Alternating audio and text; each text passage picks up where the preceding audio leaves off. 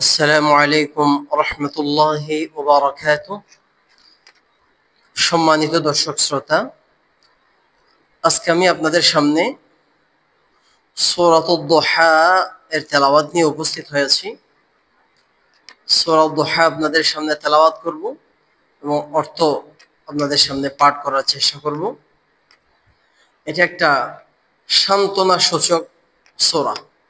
রাসূল করিম সাল্লাল্লাহু আলাইহি ওয়াসাল্লাম যে সময় কাফের মুশরিকদের বিভিন্ন কথায় কষ্ট পেয়ে হতাশ হয়ে গিয়েছিলেন, এমন সময় আল্লাহ তাআলা তাকে সান্ত্বনার বাণী শুনিয়ে দিলেন এই সূরার মাধ্যমে।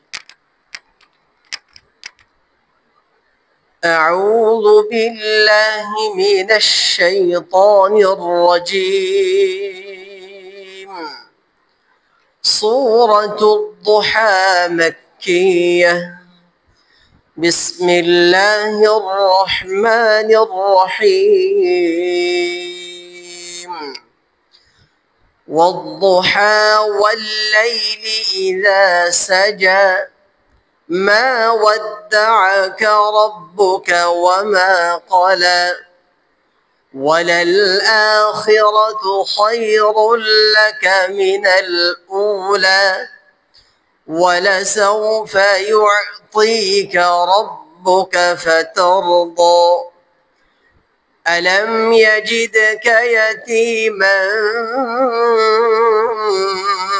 فآوى ووجدك ضالا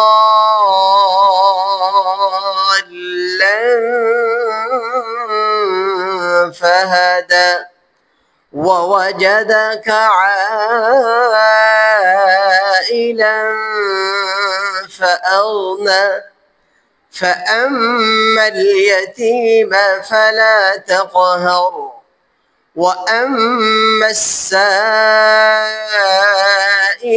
فلا تنهر وأما بنعمة ربك فحدث। অর্থাৎ আমি মহান আল্লাহ তাআলার নিকট অভিশপ্ত শয়তানের হাত থেকে আশ্রয় চাচ্ছি।